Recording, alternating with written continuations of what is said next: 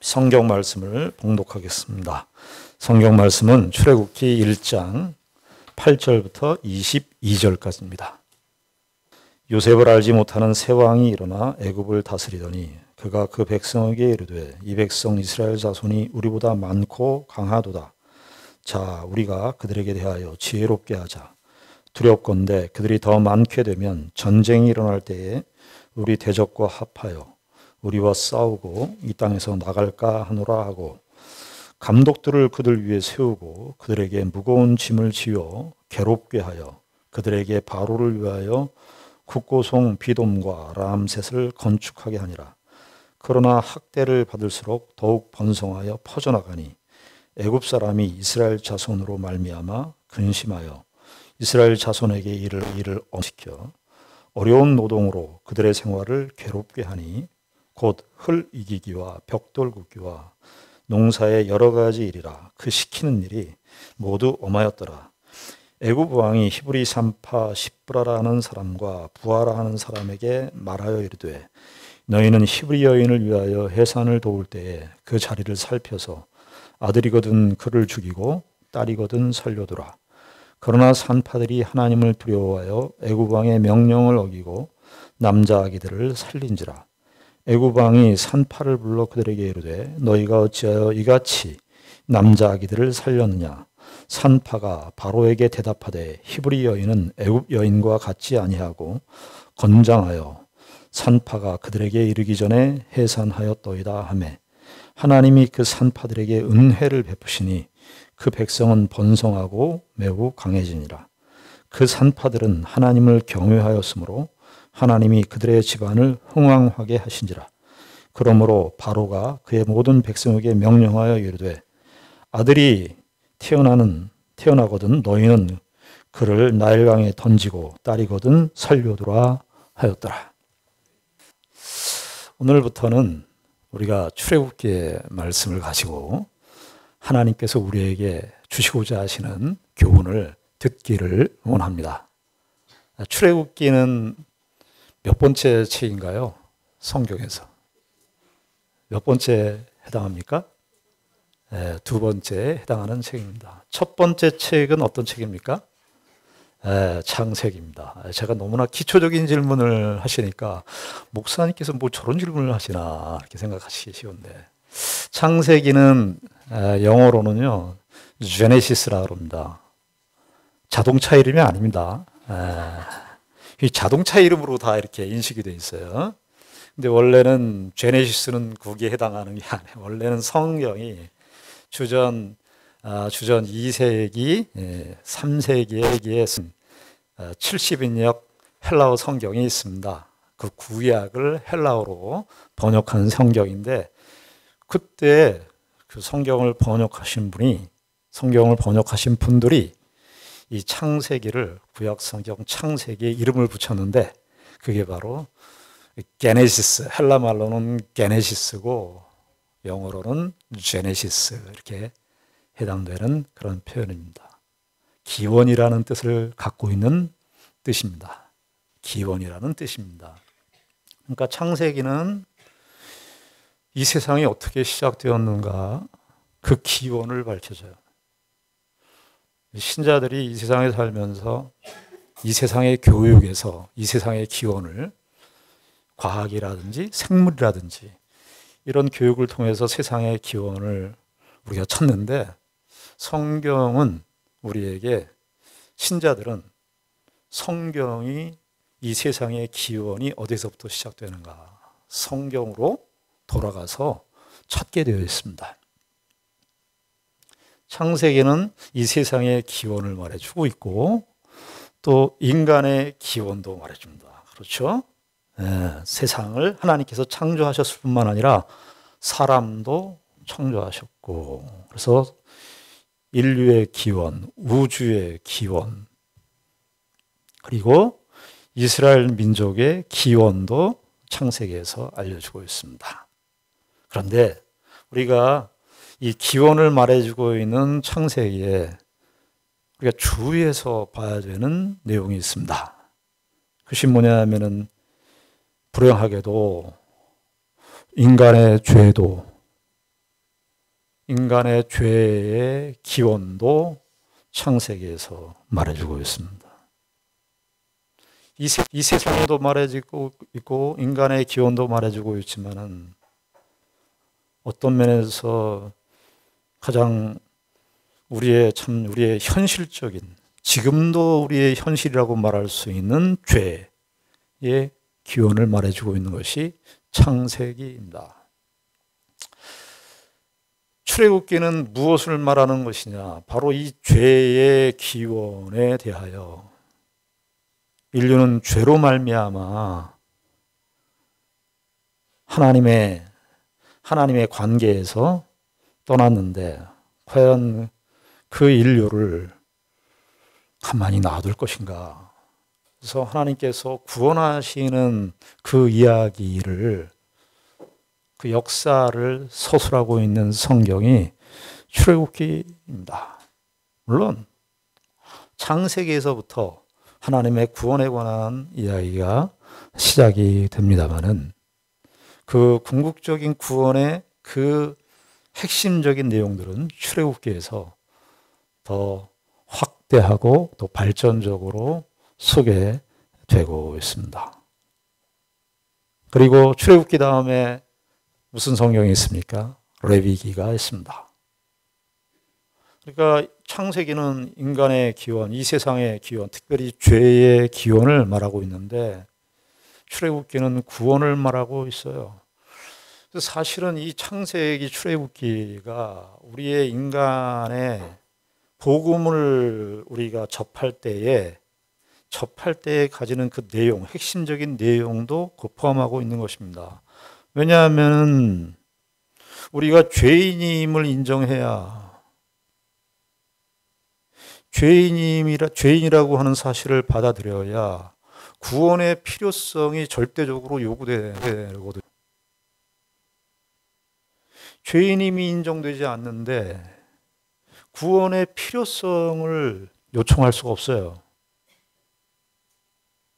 출애굽기가 성경에 출애굽기를 먼저 시작할 수 없는 이유는 창세기에서 인간의 죄에 대해서 이야기를 하고 있기 때문에 인간은 죄인이구나. 그러면 이 죄인은 어떻게 해야 되는가? 어떻게 구원을 얻어야 되는가? 하는 이 사실을 출애굽기에서 밝히고 있기 때문에 여기 필연적으로 죄인임이 전제되어야 출애굽기의 내용을 우리가 받아들일 수가 있는 것입니다.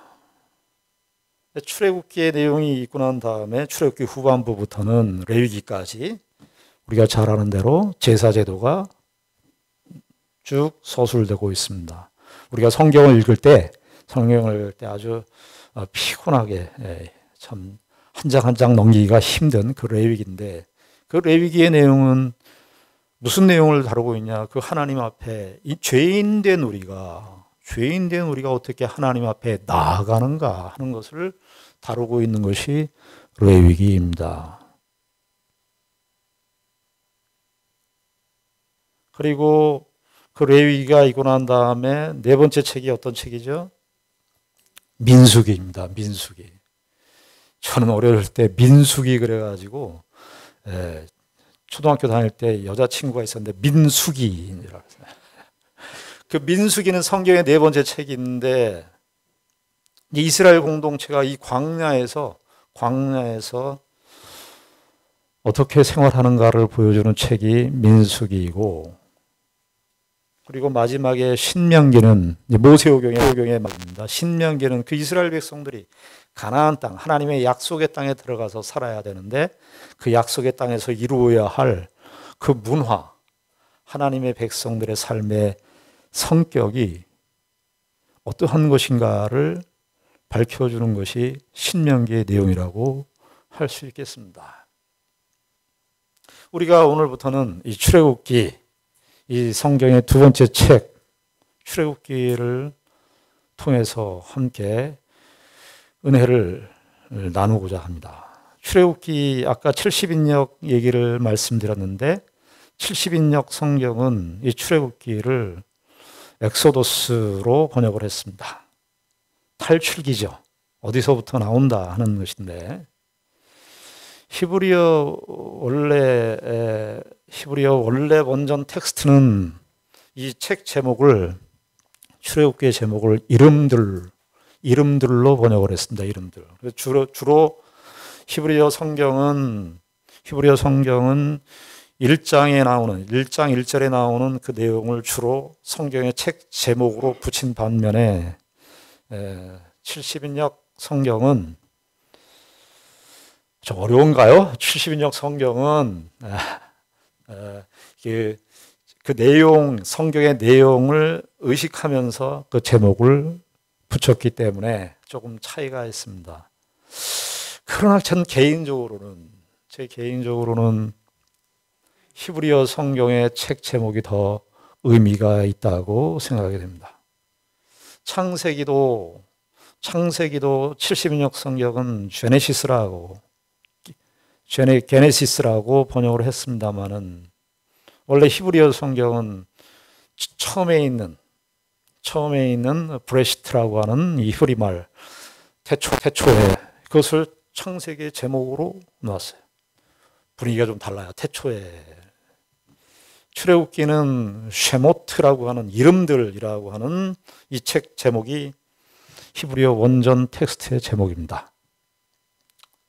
세 번째 제목은 레위기로, 이것도 70인역 번역을 따랐습니다만은 레위기로 되어 있지만 히브리어 텍스트는 와이크라, 그래서 그리고 그가 불렀다 이런. 왜냐하면 제사를 드리는데 레위기에 제사를 드리는데 인간은요 죄인이기 때문에 하나님 앞에 스스로 나아갈 수가 없습니다. 인간이 스스로 죄 문제가 있는데 인간 스스로 어떻게 하나님 앞에 나아갈 수 있어요? 그래서 하나님께서 부르시는 거예요. 그래서 첫 문장이 그렇게 시작되기 때문에 히브리어 성경은 와이크라, 그리고 그가 불렀다 이렇게. 네 번째 성경은 민수기로 되어 있습니다. 민수기는 다 이 70인역 번역을 따라서 우리가 한글 성경도 그렇게 번역을 했습니다만은 70인역 성경은 이게 민수기, numbers 이렇게 되어 있어요. 영어 성경은 numbers, 수를 센다. 민수기의 1장과 26장에 인구 조사하는 그 내용을 따라서 numbers로 붙였습니다. 그런데 히브리어 원래 텍스트는 그 제목을 민수기라고 하지 않고 어떻게 했냐면은 광야에서 베미드바르, 광야에서 이스라엘 백성들이 광야의 인생, 광야의 교회, 광야의 이스라엘 그것을 붙여서 히브리어 텍스트는 히브리어는 광야에서라는 제목으로 민수기를 붙였습니다. 그리고 모세오경의 마지막 책인 신명기는 우리 이것도 다 70인역 성경을 따라서 우리 한글 성경도 신명기 두 번째 율법 듀테로노미우스 영어로는 듀테로노미 두 번째 율법 이렇게 우리에게 신명기 이렇게 되어 있습니다. 제가 아는 목사님은 이 신명기를 너무 좋아하셔가지고 이름도 신명기예요. 신명기 목사님도 계세요. 근데 이건 다 70인역 성경 번역을 따라서 제목을 붙였습니다만은 히브리어 성경의 제목은 이 말씀들 이렇게 돼서 엘레 하데바림 이 말씀들 이렇게 다. 저는 이 히브리어 원제의 제목이 훨씬 더 이렇게 와닿아요. 그것은 더 취사 선택이 될 수 있습니다만은 그렇게 볼 수 있어요. 출애굽기는 이름들로 시작이 됩니다. 그래서 1장 1절부터 7절까지가 이스라엘의 이름들, 족보를 나열하는 것으로부터 시작을 합니다. 1장 1절부터 보시면 야곱과 함께 각각 자기 가족을 데리고 애굽에 이른 이스라엘 아들들의 이름은 이러하니 루벤과 시몬과 레위와 유다와 이사갈과 스불론과 베냐민과 단과 납달리와 갓과 아셀이요 야곱의 허리에서 나온 사람이 모두 70이요 요셉은 애굽에 있었더라. 요셉과 그의 모든 형제와 그 시대의 사람은 다 죽었고 7절 이스라엘 자손은 생육하고 불어나 번성하고 매우 강하여 온 땅에 가득하게 되었더라. 출애굽기의 서론이 족보로부터 시작이 됩니다. 여러분 어떻습니까? 1장부터 7절까지 우리가 읽었는데 여러분들 출애굽기 자주 읽으시잖아요. 어떻습니까? 이 족보를 읽을 때 1장 7절까지 읽으면 참 이스라엘 자손은 생육하고 불어나 번성하고 매우 강하여 온 땅에 가득하게 되었더라. 이런 거는 보통 소설이나 동화나 이야기 책들에 의하면은 이런 내용들은 결론에 해당돼야 되는 내용 아닙니까? 이렇게 역사가 이렇게 흘러서 이스라엘 자손들이 이렇게 번성하고 축복을 받아서 번성했다. 축복을 받았다 하는 그 결론으로 끝이 나야 되는데 출애굽기는 우리의 일반의 상식, 우리가 생각하는 그런 상식에서 서론으로 상식적인 그 생각을 뛰어넘어서 이것을 서론으로 제시하고 있어요. 이스라엘 백성들이 생육하고 불어나서 번성하고 아주 강조하고 있죠. 매우 강하여 온 땅에 가득하게 되었더라. 여러분 참 이게 결론으로 해당하면 좋은데 이게 서론이란 말이죠.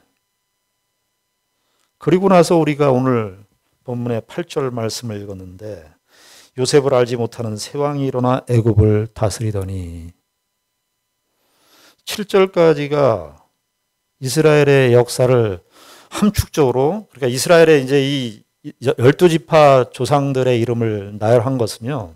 성경이 역사를 기록할 때 아주 축약된 방식으로 기록할 때 이 족보를 주로 씁니다. 여러분들 기억하십니까? 마태복음 예수님의 이야기를 할 때 마태복음 1장 1절부터 쭉 나오는 것이 족보죠. 족보는 그 역사에 대한 여러 가지 사건들이 다 많죠. 여기 루벤이라든지 야곱이라든지 요셉이라든지 다 이런 이야기들이 창세기에 많습니다. 근데 그런 이야기들을 다 이야기하면 길어지니까 족보로 아주 함축적으로 진술을 해서 이스라엘의 역사를 개괄하는 것입니다. 그래서 이 역사가 이렇게 쭉 흘러서 왔는데 변수가 등장을 합니다. 8절에 요셉을 알지 못하는 새 왕이 일어나 애굽을 다스리게 되었다. 이 불안한 기운이 7절까지는 굉장히 분위기가 좋았는데 이스라엘이 애굽 땅에 도착해서 70명이 내려와 가지고 이렇게 번성하고 생육하고 온 땅에 가득할 정도로 축복을 받았는데 8절에 변수가 등장합니다.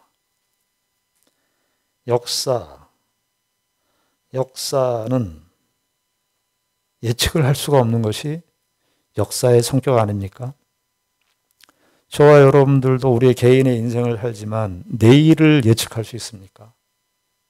내일을 예측할 수 없는 것이 우리의 한계입니다. 1장 1절부터 7절까지가 이스라엘 백성들이 애굽 땅에서 참 번영을 누리고 장밋빛 미래가 펼쳐질 것처럼 생각했었던 그 흐름인데 갑자기 8절에 요셉을 알지 못하는 새 왕이 일어나 애굽을 다스리기 시작했는데 여기 9절 보시면 그가 그 백성에게 이르되 이 백성 이스라엘 자손이 우리보다 많고 강하도다 하면서 자 우리가 그들에게 대하여 지혜롭게 하자 두렵건대 그들이 더 많게 되면 전쟁이 일어날 때 우리 대적과 합하여 우리와 싸우고 이 땅에서 나갈까 하노라 하고 11절 감독들을 그들 위에 세우고 그들에게 무거운 짐을 지어 괴롭게 하여 그들에게 바로를 위하여 국고성 비돔과 람셋을 건축하게 하니라. 1장 7절까지는 이스라엘 백성들의 분위기가 굉장히 좋았는데 갑자기 요셉을 알지 못하는 새 왕이 등장하면서 이스라엘 백성들의 현실적 처지와 형편이 급전직하로 떨어지게 됩니다. 하루아침에 이스라엘 자손의 처지가 달라지게 됩니다. 요즘식으로 요즘식으로 말하면 어느 날 자고 일어났더니 집안에 뭐 진짜 빨간 딱지가 붙고 갑자기 자기가 그동안 익숙하게 살아왔었던 자기의 집과 자기의 소유와 이스라엘이 애굽 땅에서 누렸던 그런 모든 지위들이 다 박탈당하는 그런 현실을 이스라엘 백성들은 맞이하게 됩니다. 그저 자기의 집과 자기의 지위를 잃어버린 정도가 아니라 오늘 본문의 뒷부분에 어떻게 되어 있어요? 요즘식으로 말하면 강제 노동 수용소에 다 거기에 끌려가서 여기 11절에 그들에게 무거운 짐을 지워서 괴롭게 하고 갑자기 이스라엘 백성들에게 전혀 예상치 못했던 그 일들이 이스라엘 민족 가운데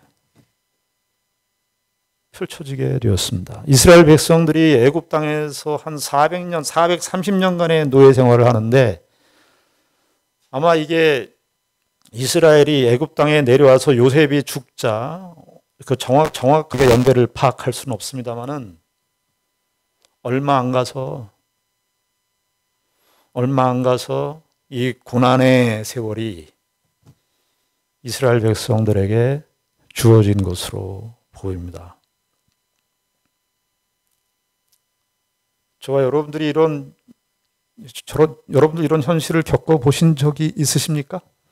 어느 날 갑자기 청천하늘과도 날벼락같이 우리의 삶 속에 불행이, 재앙이 갑자기 임하는 그 사태. 여기 오늘 출애굽기 1장의 이 배경이 이런 내용으로부터 시작하고 있는 것을 보게 됩니다.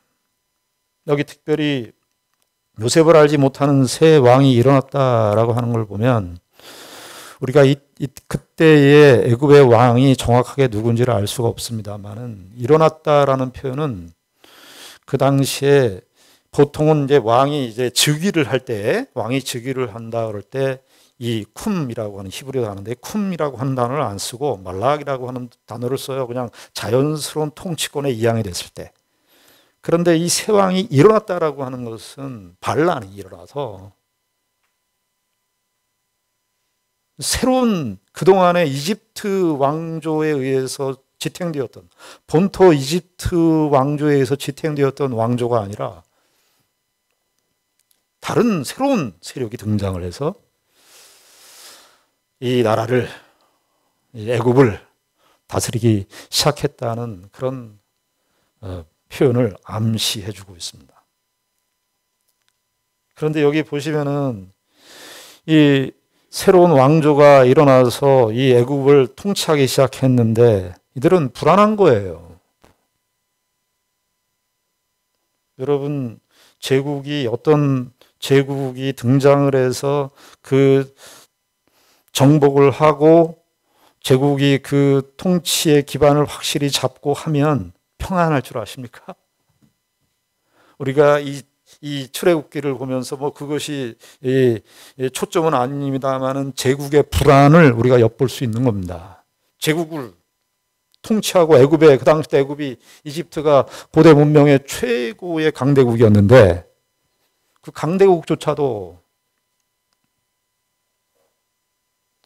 반란에 휩싸이고 그리고 반란을 해서 통치를 했는데도 불구하고 불안한 거예요. 근데 그 불안이 뭐냐면 이스라엘 백성들 때문에 그렇습니다.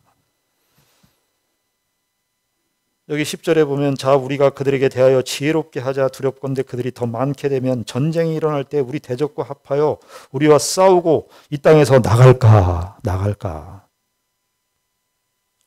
그러니까 이 새로 들어온 이 왕조가 겁을 낸 것이 뭐냐면 이스라엘 백성들이 노예가 됐는데 이스라엘 백성들이 노예인데 자꾸 불어나는 거예요. 그런데 이 사람들이 새롭게 정권을 가지고 통치를 하기 시작하는데 기본적으로 애굽에 있었던 그 전에 있었던 세력과 정치적으로 갈등 관계에 있는데 누구와 또 갈등이냐면 이스라엘 백성들이 점점 강성해지기 시작하는 거예요. 그러니까 불안한 겁니다. 여기 그런데 이 사람들의 이 표현 속에, 이 왕조의 표현 속에 좀 우리가 생각해 보아야 되는 그런 표현이 뭐냐면은 10절에 자 우리가 그들에게 대하여 지혜롭게 하자. 이 지혜롭게 하자. 세상 왕의 이 지혜롭게 하자. 이스라엘에 대하여 지혜롭게 하자는 것이 근데 무엇입니까? 지혜로움의 목표가 이스라엘 백성들을 압박하는 거예요. 이스라엘 백성들을 고통 주는 거예요. 지혜가 이런 식으로 쓰이고 있는 것을 보게 됩니다. 요셉은 사실은 그 전에 요셉은 어땠습니까? 요셉은 애굽에 있었을 때 창세기 41장에 보면 요셉은 어떤 지혜를 썼습니까? 그 당시 때 애굽에 7년 풍년, 7년 흉년이 있다고 하나님의 계시를 받았어요. 그럴 때 애굽의 총리 대신이었던 요셉이 어떤 지혜를 씁니까? 풍년 동안에 앞으로 풍년 7년 동안 잘 준비해서 그 이후에 있을 7년의 흉년을 대비하기 위해서 지금 풍년이 있을 때 곡식을 우리가 준비하자. 그 지혜를 썼어요. 요셉의 지혜는 어떤 지혜입니까? 사람을 살리는 지혜였어요. 사람을 살리는 지혜. 그런데 이 요셉의 지혜와 비견되는 대조되는 지혜가 출애굽기 1장에 등장하는데 애굽 왕조의 지혜는 사람을 죽이는 지혜, 압박하는 지혜. 나중엔 어디까지 이 지혜가 갑니까? 영아 살해까지 하는 이 지혜로 연결되는 것을 보게 됩니다. 야고보서 3장에 보면은요, 지혜에 관한 이야기가 나오는데 거기에 이렇게 기록되어 있습니다. 이러한 지혜는 위로부터 내려오는 것이 아니요 땅 위의 것이요 정욕의 것이요 귀신의 것이니 시기와 다툼이 있는 곳에는 혼란과 모든 악한 일이 있을 것이라. 그 지혜는 애굽 왕의 지혜는 이 땅의 지혜고 사특한 지혜고 마귀적 지혜라고 할 수 있습니다. 여러분 우리의 삶에서는 여러분들은 어떻습니까? 어떤 지혜를 쓰시고 사십니까? 저와 여러분들이 우리가 살아가는 삶 속에서 무슨 지혜를 우리가 쓰고 사는가? 내 주변에 있는 사람들을 살리는 지혜를 쓰고 있는가? 내 주변의 사람들을 피곤하게 하는 지혜를, 뭐 죽이는 것까지는 아니지만 피곤하게 만드는 지혜를 쓰고 있는가? 우리가 그걸 의도하지는 않겠지만요. 사실은 우리의 삶 속에서도 이 지혜의 부분이 굉장히 많이 작용됩니다. 내가 옳은 말이 있어요. 내가 옳은 말이 있는데 그 옳은 말이 사람을 죽이는 데 쓰일 수도 있어요. 예수님께서요, 그 말씀하셨습니다. 마태복음 6장에 너희는 무엇을 먹을까, 무엇을 마실까, 무엇을 입을까 염려하지 마라. 무엇을 먹을까 염려하지 마라. 그렇게 말씀하셨는데 우리는 좀 이 말씀을 이렇게 좀 생각해 볼 필요도 있어요. 무엇을 먹을까도 중요하지만 내가 누구와 음식을 먹을까를 좀 생각하시면 좋겠어요. 누구와 음식을 먹을까? 그런데 이것도 내가 누구와 음식을 먹을까도 내 쪽에서, 내 중심에서 내가 누구와 음식을 먹을까 이 관점으로 생각하라는 것이 아니라 어떤 사람이 음식을 먹을 때 나를 부를 수 있을까? 어떤 사람이 음식을 먹는다고 할 때 나를 초청할까? 내가 그런 사람일까? 신앙이 좋다는 것은요, 기도 열심히 하고 성경 많이 읽고도 중요하겠지만 한 존재로서 저 사람하고 같이 있고 싶은 사람, 내가 선택하고 내가 불러서 그 음식을 같이 나눈 내가 기준이 아니라 상대방이 나와 함께 식사를 같이 할 사람으로 내가 받아들여지고 있는가? 우리의 지혜는 어떤 지혜인가? 내가 중심이 돼서 내가 사람을 선택하는 지혜인가? 아니면 상대방이 나를 불러줄까? 나를 좋아해 줄까? 하는 지혜로 우리는 말도 하고 선택도 하고 행동을 하는가? 우리가 이 애굽왕 바로처럼 이러한 죽이는지 아주 폭력적인 지혜는 아닐지라도 우리의 삶과 인간관계 속에서 우리의 지혜는 어떤 식으로 사람들 앞에 사용되고 있는지 우리가 이 말씀을 보면서 생각을 해야 합니다. 자, 그런데 애굽왕 바로의 이 이스라엘 백성들을 압박하는 그 일이 있는데도 12절에 보니까 어떻게 되어 있습니까? 그러나 학대를 받을수록 더욱 번성하여 퍼져나가니 애굽 사람이 이스라엘 자손으로 말미암아 근심하여 학대를 받을수록 어떻게 됩니까? 더욱 번성해요. 더욱 번성해요. 그러니까 13절에 이스라엘 자손에게 일을 엄하게 또 시킵니다. 14절 어려운 노동으로 그들의 생활을 괴롭게 하니 곧 흙 이기기와 벽돌 굽기와 농사의 여러 가지 일이다. 그 시키는 일이 모두 엄하였더라. 처음에 일을 시켰는데 생육하고 번성해. 학대를 받을수록 더 번성해요. 그러니까 더 가중시킵니다. 그래서 13절 이스라엘 자손에게 일을 엄하게 시켜서 어려운 노동으로 그들의 생활을 괴롭게 합니다. 여기 특별히 괴롭게 한다는 말, 괴롭게 한다는 말은 이게 이제 우리 성경에는 뒷부분에 나와 있습니다만은 히브리 성경은 문장의 맨 앞에 나와 있어요. 괴롭게 했다. 그러니까 이스라엘 백성들의 심리 상태를 표현하는 말씀인데 괴롭게 한다는 말이 쓰다 이런 뜻입니다. 여러분 한번 우리가 이때의 이스라엘 백성들의 현실을 한번 생각해 보십시다. 이게 지금으로부터 한 3,400년 전, 약 한 3,400여 년 전에 있었던 이스라엘의 노예 생활의 이야기입니다. 430년간의 노예 생활을 했습니다. 이스라엘 백성들이 거기에서 살면서 여기 그 14절에 괴롭다라는 말을 썼는데 이 괴롭다라는 말이 쓰다라는 말이에요. 출애굽기 15장에 보면 마라의 쓴물이라고 하는 거 나오는데 그 쓰다라는 뜻. 그러니까 인생이 너무 괴로운 거예요. 뭐 생육하고 번성해서 학대를 받을수록 그 하나님의 역사에 이제 성경 17절까지 하나님이라고 한 단어가 등장하지 않아요. 이스라엘 백성들 입장에서 무슨 생각을 이스라엘 백성들은 그 시대에 이런 상황 속에서, 이런 정황 속에서 그들이 하는 말은 무슨 말이었을까요? 어떤 생각이었을까요? 고통이 가중되고 끊이지 않고 갑자기 요셉을 알지 못하는 새 왕조가 일어나서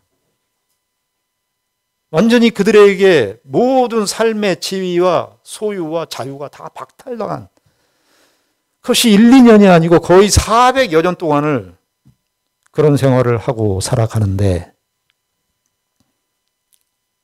이스라엘 백성들이 가지고 있었던 생각은 무엇이겠습니까? 여러분들 출애굽기 보면서 그런 생각을 해보셨습니까? 이스라엘 백성들 쪽에서는 그냥 우리는 간단하게 이렇게 서술로 문장으로 이렇게 지나가고 있습니다만 이스라엘 백성들의 상황 속에서는 그들이 가지고 있었던 가장 지배적인 생각은 저는 이런 생각이었을 것 같아요. 살아서 뭐해? 살아서 뭐하나. 생각해 보십시오. 태어나면 노예예요. 태어나면 노예고, 그리고 노예일 뿐만 아니라 엄청난 압박과 핍박이 가해지는 그 현실적 조건입니다. 당시 이스라엘 백성들이 가지고 있었던 가장 지배적인 생각과 그들이 노동의 현장 속에서 늘 만나면서 하는 이야기들은 그 얘기였을 거예요. 살아서 뭐하냐.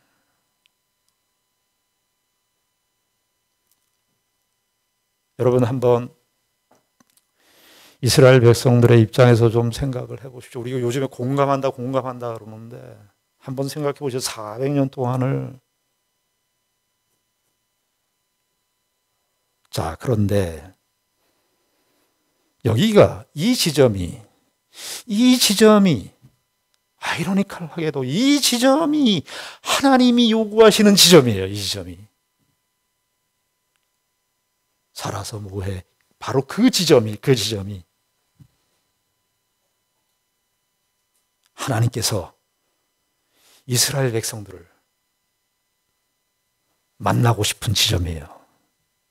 여러분 한번 뒤집어서 생각해 보십시다. 역사에 가정이라는 건 없지만 만약에 1장 8절에 요셉을 알지 못하는 새 왕이 일어나, 이게 이 문장이 아니라 요셉의 업적을 기리고 요셉의 업적을 찬양하고 요셉의 가치를 다 인정해서 이스라엘 백성들이 고센 땅에서, 나일강 주변의 고센 땅인데요, 이스라엘 백성들이 거기서 풍요롭게 살고 노예 계급이 아니라 귀족 계급으로 올라가서 잘 먹고 잘 살고 호의호식하고 살았다면 이스라엘 백성들이 이제 출애굽을 해야 되는데, 애굽에서 나와야 되는데, 이스라엘 백성들이 거기서 만약에 잘 살고 풍요롭게 살았다면 이스라엘 백성들 쪽에서 나오고 싶겠습니까? 애굽에서 나오고 싶겠어요? 하나님은요, 이스라엘 백성들에게 이 고통의 세월, 정말 태어나서 노예일 수밖에 없는 그 조건, 그 상황 속에 이스라엘 백성들을 두시고 이스라엘 백성들로 하여금 부르짖게 한 겁니다. 부르짖게. 왜냐? 그렇지 않으면 하나님 안 찾으니까. 세상이 좋으니까. 저와 여러분들이 우리 이스라엘 백성들처럼은 아니지만 우리의 인생, 각자의 인생을 다 사시면서 이런저런 실패와 어려움들을 겪으시지 않은 분들이 없을 겁니다. 그때 배우셔야 합니다. 세상에 대한 환상이 깨지셔야 됩니다. 우리에게 하나님께서 이런저런 어려움과 고통을 준 것은 우리로 하여금 세상과 좀 더 인간에 대해서도 사람에 대해서도 환상이 깨져야 되는 거죠. 우리의 인생 속에, 우리의 인생을 살면서 이런저런 일들을 겪게 하시는 하나님의 일차적인 뜻은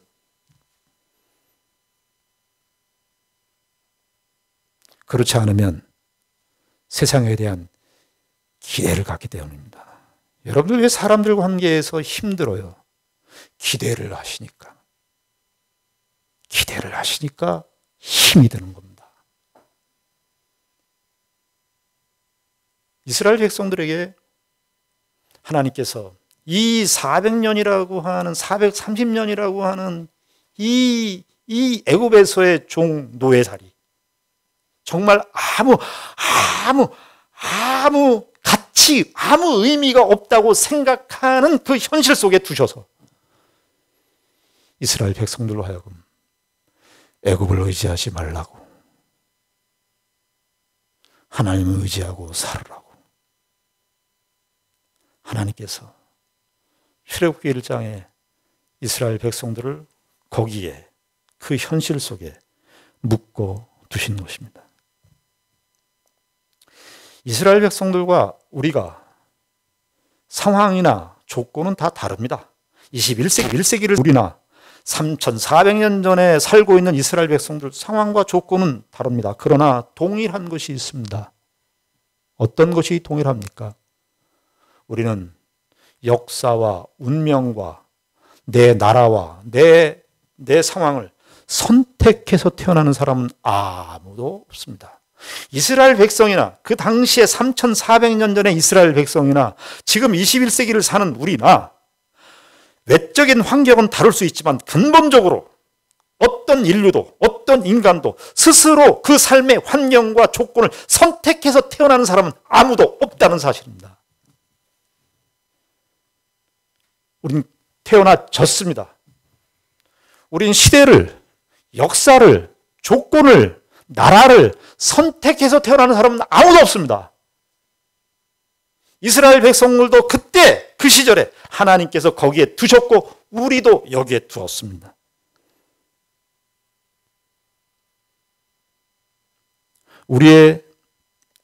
나의 개인적 성향도 내가 선택해서 태어나는 사람 없습니다. 내 성격인데도 내 성격도 내 성격의 그 못난 DNA도 내가 선택해서 태어난 사람은 없습니다.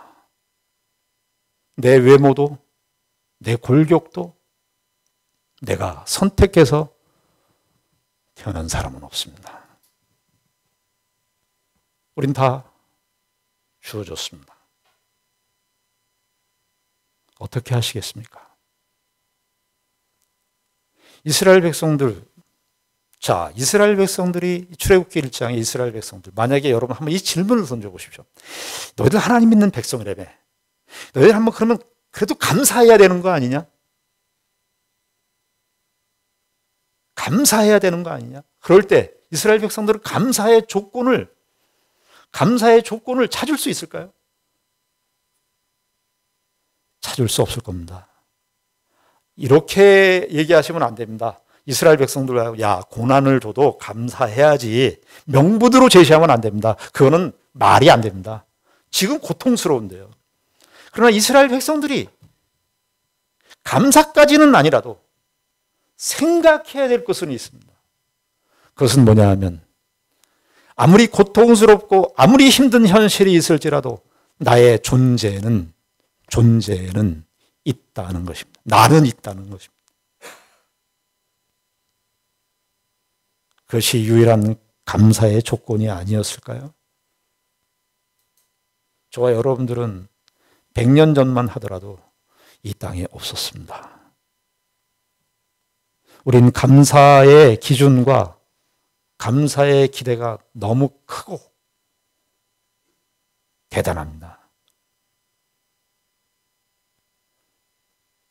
나의 존재 자체가 있다는 것으로 우리는 감사해야 되는 것입니다. 하나님께서 저와 여러분들의 인생에 척박한 그런 현실과 암울한 상황들을 우리가 겪을지 모르지만, 그러나 나를 그곳에 부르셨고 나를 그곳에 세우신 것이 먼저 개입이 되어 있습니다. 내가 어떻게 선택하고 판단하느냐 결정하기 이전에 나는 거기에 가 있는 사람입니다. 여기서부터 출발해야 합니다. 그러면 그 속에서 나는 무엇을 배울 것인가를 물어야 되는 것입니다. 저와 여러분들이 사는 현실과 조건 속에서 하지 마시고 피하지 마시고 그것을 겪고 존재하고 살아가시는 은혜가 있기를 바랍니다. 기도하겠습니다. 하나님 아버지, 은혜를 감사합니다. 하나님께서 이스라엘 백성들을 참 고통스러운 현실 가운데 두셨습니다.